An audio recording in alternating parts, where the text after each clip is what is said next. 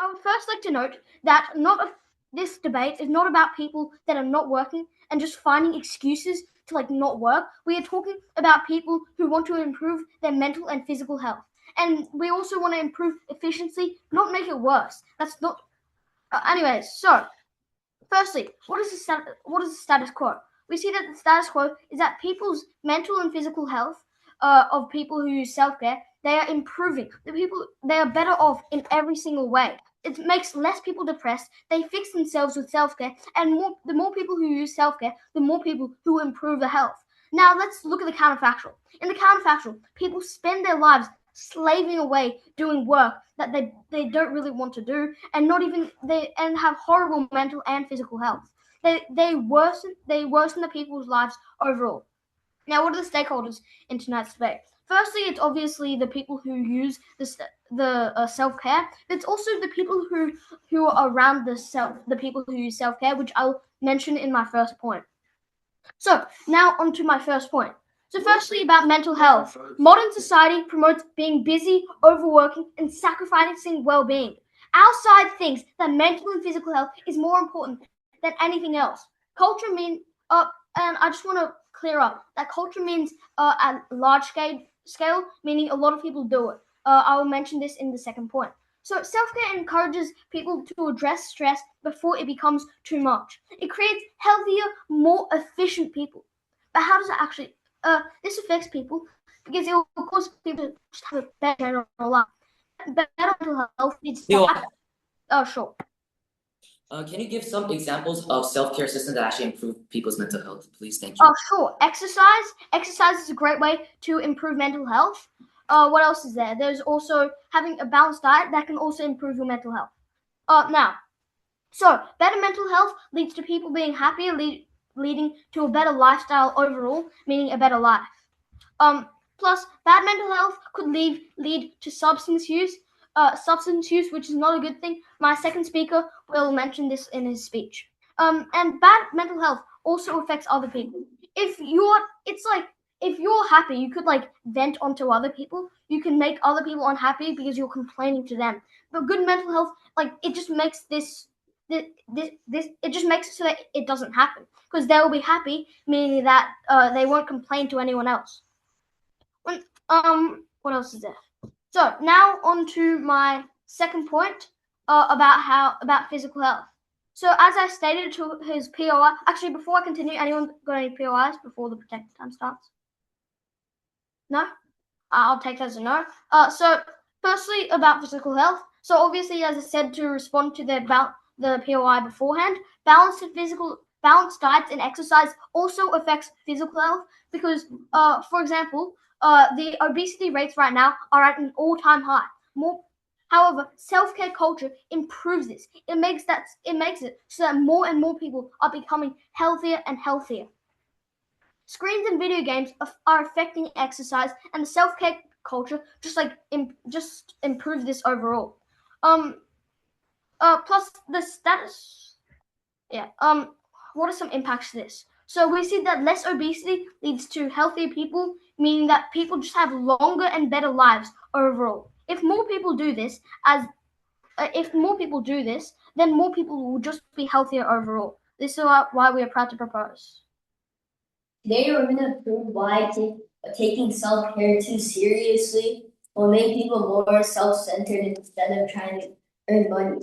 Since without money, you couldn't do any of these mental health and self-care things. It's like saying if you're homeless, you can buy makeup or these weird things. So in our world, we're gonna hustle and do the essentials that you actually need, and in your world, you're just gonna do some meditation, hygiene, and cleaning your nails or something. And today I'm gonna be providing two arguments, and I'm gonna first set some boundaries. We're not saying we're not gonna do any self-care. You still need to brush your teeth and wash your face or not, and those essential things. But that's all. So I'm gonna move on to my rebuttals. So according to the other side's prime minister, he's saying skincare can make you work more efficiently. How does my skin have to? No, I'm gonna take it later. And also he's saying Like if you're slaving around working and stuff and like you're not happy and those stuff, like if you're already gonna slave You away, want? you couldn't. Yeah, sure. So we see that like doing self-care actually like helps people like calm down. So how do you see that as like a bad thing? And also like brushing your teeth is not counted as self-care because those are daily needs inside of your I think brushing your teeth is self-care, but some people don't brush their teeth. Oh. And so like if you're slaved away, like you don't even have the money to like do these self-care. So like you're saying like 9 to like someone that works like 17 hours a day, they can't afford self-care. No, we cannot. And also like he's saying like video games is like bad or something for like your mental health, which is not true because it makes you happy. So I want to move on to my first argument. Today, self-care is turned into a no later. Today, self-care is turned into a toxic culture. For example, Korea. Korea is like the leading plastic surgery at like the skincare things, and they're like pressuring people that's living here to like spend a lot of money on this since that almost everyone is doing it. And like this is actually making people go broke, like in Korea, since that like everybody's pressuring them to do it. And this is happening because like these big companies are targeting people to make this into a stereotype and making people believe in that like self-care is like very Last chance. people. I already took one of your peel marks, like stop yapping. Okay. So self-care and so the impact is that like people are taking this too like seriously in some countries now, which is like pretty bad for the wrong. So I'll move on to my second argument. It's about like self-care is targeted to the minority or the old people in multiple countries. So self-care businesses are fooling these old people since that they're like pretty unknowledgeable and able to determine this is true or false. And these health products are usually fake, overpriced, and these things. Since that like they're trying to scam the minority, like the old people. And the seniors like usually face these like illnesses and skin problems. Like, and the trap is that like these like companies are using like high tech ads and like digital ads to make like these things that look appealing to them. So this industry is like actually making a stereotype for like old people and minorities to make them like spend more money in it, and they're pressuring them in like some way because like if everybody does it, you're gonna do it too. Instead of doing all of that, like just other ways. So in conclusion, like there's a lot of better ways to like care about your health instead of like wasting your money on these like things that's a stereotype approach. Imagine a little boy that goes and works the day he turns 18 because he can willingly opt into this job that he really wants. But now, without self-care on the opposite side of the house, he's forced to work 10 hours a day straight out of school, which is clearly not what he wanted. We're going to present 1 point of rebuttal and then move into the 2.1 for today's case. So they told you that self-care costs a lot of money. But we want to tell you a few points of clarification. The first one is that expensive skincare doesn't equal self-care. Self-care is things like not eating Macca's every night. It's things like going for walks, running, and not working 15 hours a day straight out of high school. And we want to note, brushing your teeth is not skincare because brushing your teeth is a daily necessity that people count, right? It's like eating food is not self-care because you need to eat food, otherwise you'll die. Obviously you're caring for yourself by eating, but we just don't see this as actual self-care. Self-care is about the message that we give to people for caring for themselves, and we think this is a lot more important than like the actual physical benefits that self-care gives, because self-care is very psychological, right? It's very mental benefits that we give to you, and when we give to you people that are like improving themselves by like eating healthy, by enjoying the person that they are, we see that they feel a lot better on our side of the house. And even if self-care does actually cost a lot of money, then we still see that ignoring this mental and physical health so much more detrimental to people. No, thank you. And it's actually just worth all the money that we give you. Yeah, I'll take that point. So like, how do you think people can like actually like eat healthy if they don't have money? Like, are you saying like most person could like afford like healthy food? Like they're gonna eat ramen the whole day. No, okay. So we actually think that the people who actually have the time and money to invest themselves in self-care, or the people that actually have like the time and money that aren't just like homeless on the street, we think that they can actually go afford and not just eat instant noodles every day. We think they can go to a cafe and like get some food. And I'll actually get into this more in my 2.1. So the 2.1 is actually on benefits to the economy.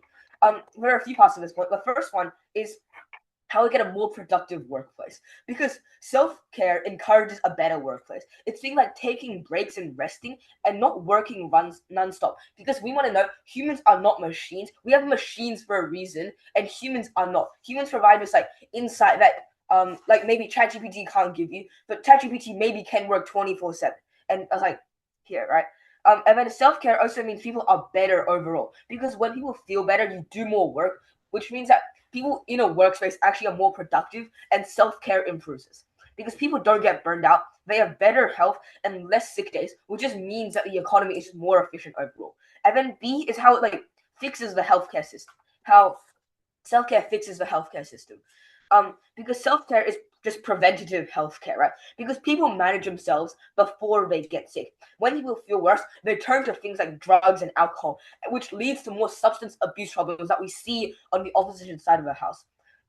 Because it's but self-care actually saves the government more money from healthcare, because people look after themselves. They stop turning to these drugs, which means that the government can turn this money into more efficient things, right? Instead of just like focusing on the hospital. So now I want to weigh this. On the opposite side of the house, they think that rest is lazy. You have to work until you break down, because businesses have tired people. The economy wastes money trying to fix all of these problems that not having self-care causes. But on our side, we tell you that rest is normal. We fix health early before it gets too bad. Because hospitals only prioritize major accidents that are actually really important to people, and that's why I'm so proud to propose. Good afternoon. Today I'll be providing a few rebuttals and an argument to show why we already took this debate home. Okay, so now I'll move on to my rebuttals. Prime Minister first stated that self-care provides mental health care, and it'll just help them with their well-being in their day-to-day life. Well, this is true. It just makes more problem. Self-care does provide some mental care and the illusion of well-being, but it just makes more pressure on you. It's just the pressure to buy more of these well-being products to keep this illusion or feeling of well-being onto you more. This is just more pressure, and this self-care will provide help, but this is mostly a temporary thing. There's countless other methods that we can do in order to make this same feeling last longer, and it'll actually help us and it'll actually help you more instead of just this temporary self-care's illusion of help. So since this is just a temporary illusion that it'll give a pressure for people who use self-care products to buy more and more of these. So it just puts one stress into another. So it doesn't really make any help to the people at all. And the DPM also stated that self-care isn't about the money and what you do and what you buy. However, if that was true, the wellness industry wouldn't be worth trillions of dollars and parts of like millions of ads in this world. Like, there's like these face masks you can buy, these like really high quality lotions you can get. They say that these aren't part of the self-care, but like this is like the fundamental part of the wellness industry, and that's what the self-care is usually defined as. And DPM also stated that self-care actions. Here, what? Yes. So the information card said that like it's not only like the products that are given, it's also like about like the message that is sent. So like what like is your whole case built on like the products? You stated that like the self-care is like a trend right now, and it's like the message given to other people to do more self-care and all that stuff. But it also provides like unnecessary pressure to do this, and we still think that these self-care products it's an action, but these products are a really big part of what the self-care industry is, and like all these trends that are in social media and other stuff. So moving back, so self-care industry is part of many products, And it's also part of many social media trends that just gives more pressure onto you to do all these things. And DPM also states that self-care is going to get rid of like these addictions or just like these bad habits or something that will appear. But this is not true, because if it will get rid of all these bad habits and addictions, maybe, but it just replaces it with another addiction. An addiction to keep using these self-care methods or products. Yes, working out is helpful in like moderate or important amount. You what? No, thank you. Addiction is gonna help you a bit, but like it will make you addicted to using these self-care products. It can even make you addicted to doing workout, and that's all you might be doing. This will just replace another addiction to another one. So I'll move on to my argument is that proposition keeps thinking that by opposing self-care, we're against rest. You what? No, thank you. Let me make this clear. We just want to get rid of all the fake and wrong assumptions of self-care that's going on. In the status quo, Prop is always saying that our world in our world, we want to make sure that everyone is burned out or like they can't do work properly. But this isn't true. We're just by using self-care, we're just sweeping any of these addictions or issues under the rug. It's like telling a person suffering from depression to do some self-care. Yes, it's a way to spend more money and give a little bit of more treatment, but it distracts from the real treatment that they can actually give, that gives way more helps, like therapy or other things like going to the doctor, getting some professional help. Face masks and lotion isn't the solution to depression.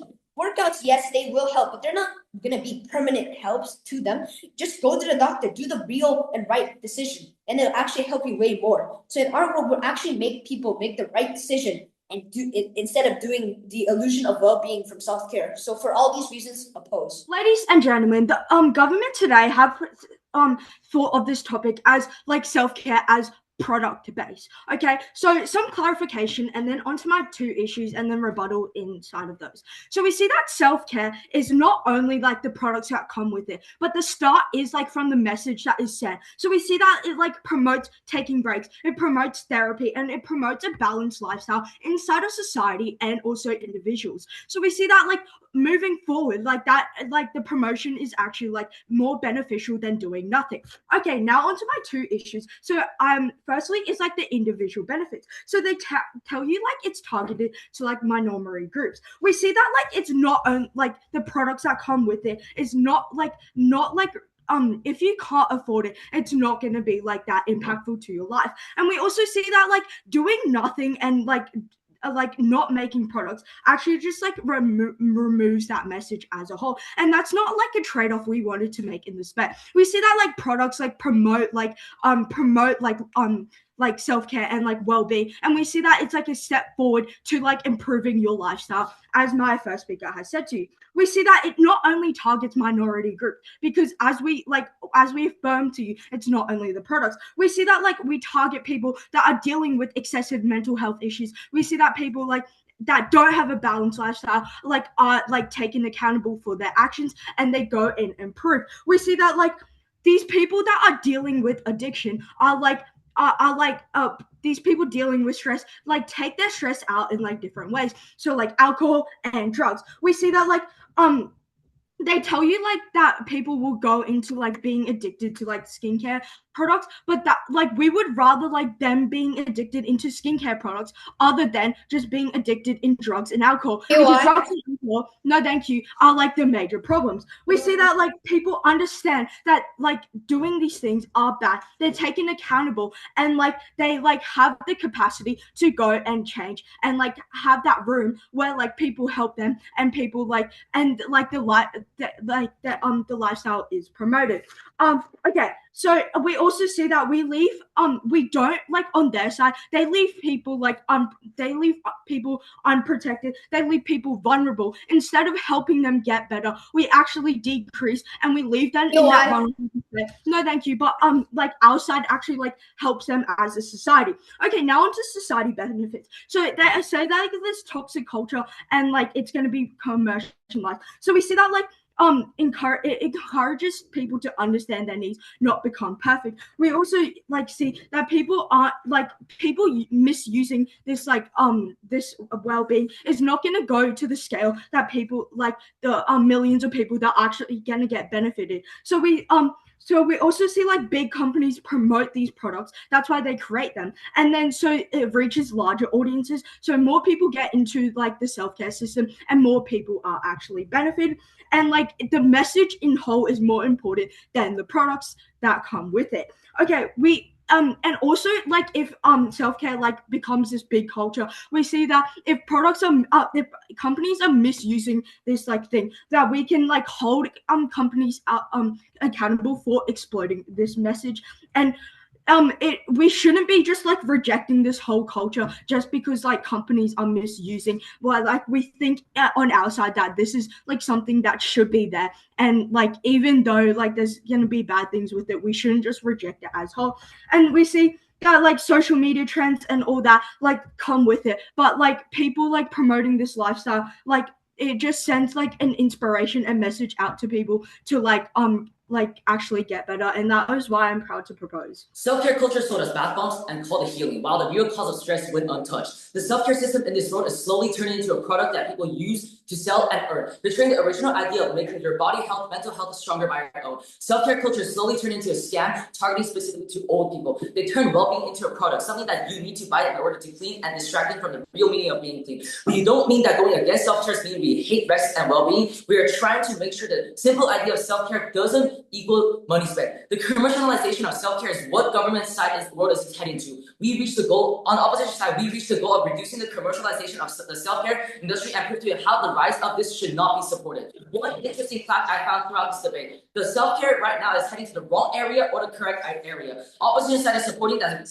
self-care right now is heading to the wrong area, and 3 reasons why we won this clash. First, we successfully proved to why this is opposition proved to you that why this thing is heading to a commercialized product, and also we also proved to you that why this is having a risk of getting threat of scam. And the third reason is that we also successfully proved to you that things that should be free is turning into a payment product, like the DLO and the LO mentioned. And throughout this debate, our point successfully delivered to you ideology that like self-care product is actually turning into something that we shouldn't want, is heading away from the original line to a different line that is not beneficial. That is exactly what government side of the world is experiencing. And our opposition's best argument throughout this debate is self-care culture is turning well-being into something you buy. Judge, you're in your home enjoying your afternoon by doing yoga or going into the gym, and you saw your homie online class or yoga class, and that is extremely expensive, but you get the same beneficial. But because of this, you think paid is more professional and you think you can get more benefit, so you pay a crazy amount of money just to get the same effect as not paying. And this is what we are facing right now. People are getting hooked to pay for something that either have same effect as not paying or the worst effect than not paying. Judge, I know you wouldn't want this thing to happen. If there are any QIs. 3, 2, 1. Okay. Government's best case in this status quo. In this status quo, the government mentioned that in the status quo, people's mental health is improving because of this self-care thing. But government didn't realize that also in the status quo, what is also happening in this world right now is the self-care system is being commercialized. And we should be aware of that. The positive ideology, because of this money-wasting product that have the threat of scam or non-beneficial at all. If you think about this now, our side, we successfully delivered the idea that what the self-care culture is heading to, that we should be aware of what is it heading to. Before we have a perfect solution to solve this issue, it's the best to choose to regret this idea.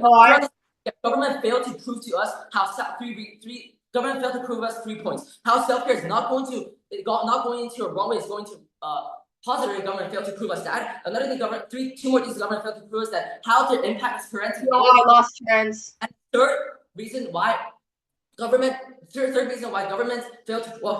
prove us that how is this going to benefit everyone.